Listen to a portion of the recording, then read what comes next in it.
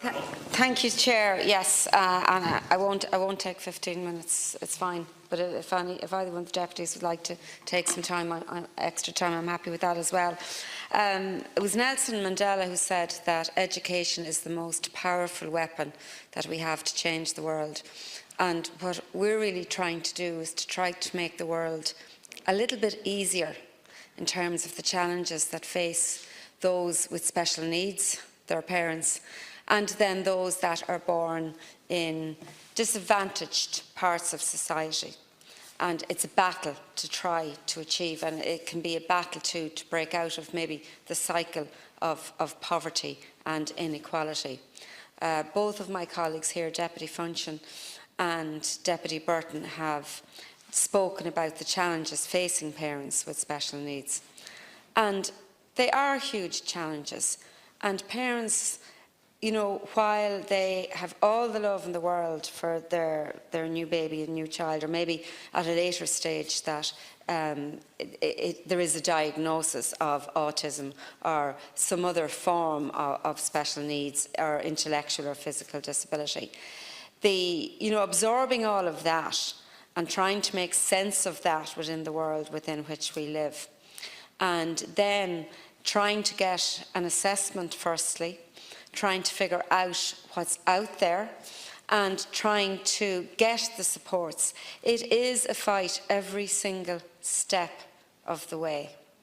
And then to try to find a school place, be it initially at primary and subsequently at second level, is a huge, huge challenge, and it's completely unacceptable.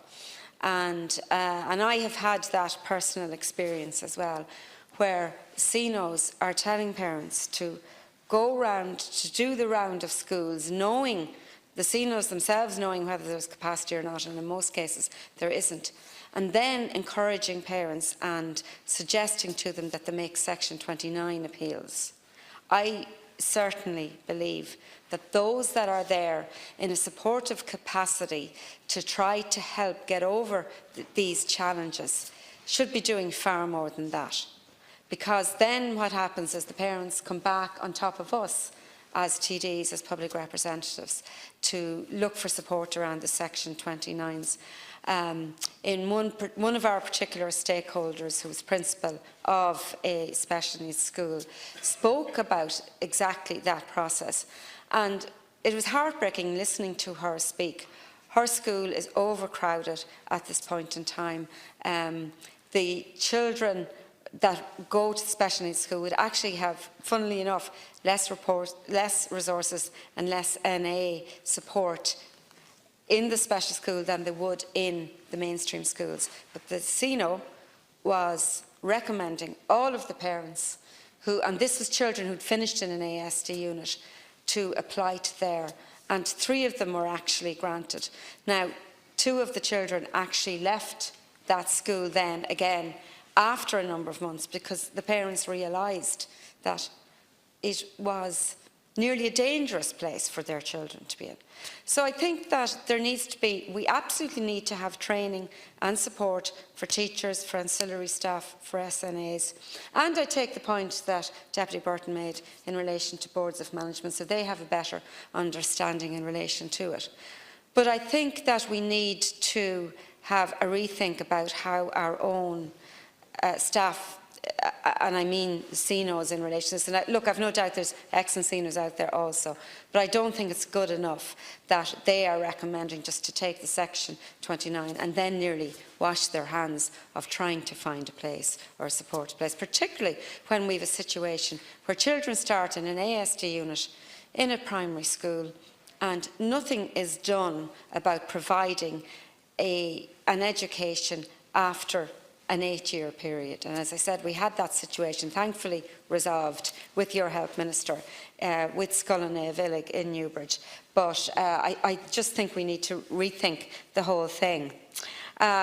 Basically, as a committee, what we were trying to do, and I know I speak, I'm sure, for every deputy and indeed senator in the Oireachtas when I say that, you know, we were trying to recognise and put in words the need for future inclusion and diversity, within the educational system for all of our children based on their individual needs and strengths. And for some, that's in relation to the allocation and needs around special education, and for some it's those children that are disadvantaged that may come from a background where they need to have those extra supports put in school. We need to have a more pupil-centred approach, and it should be taken that students who are in need receive the supports that they require to give them an equal chance at every stage to have the very best educational outcome for them, to become full citizens, to be able to go on to some type of further education if they need, to be able to have a positive role in society, and to be fulfilled and fulfilling citizens.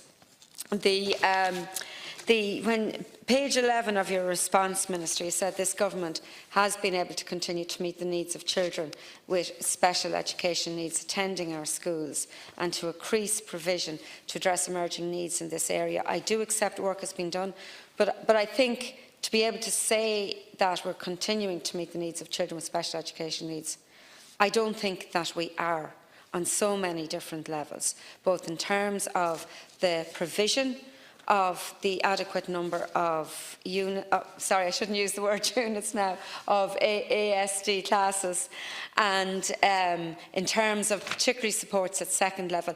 And transport is a very big issue as well, in terms of collecting the children and bringing them to their place of education and bringing them home.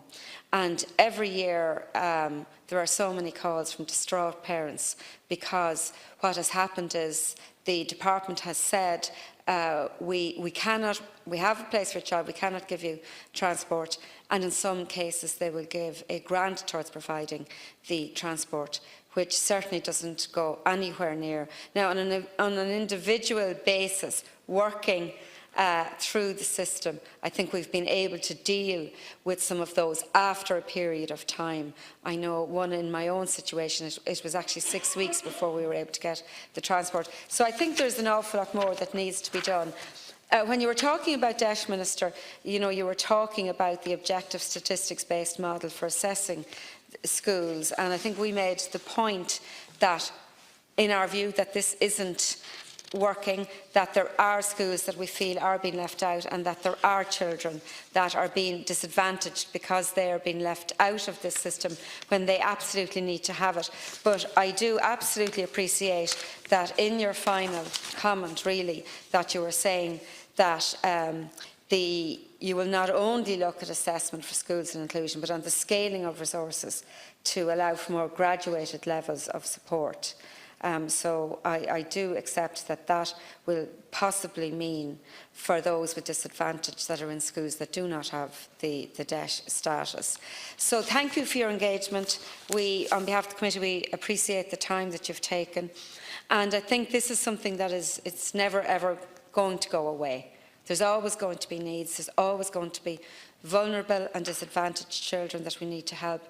There's always going to be children with special needs that we have to try and help, both through the Department of Education and linking in with the Department of Health, particularly in relation to the provision of nursing staff, etc.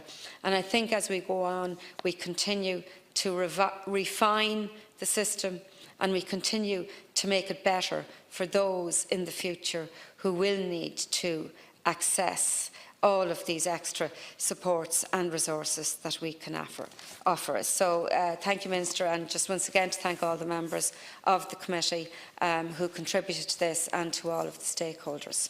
Thank you, Chair. Thank you, Deputy. That concludes the debate.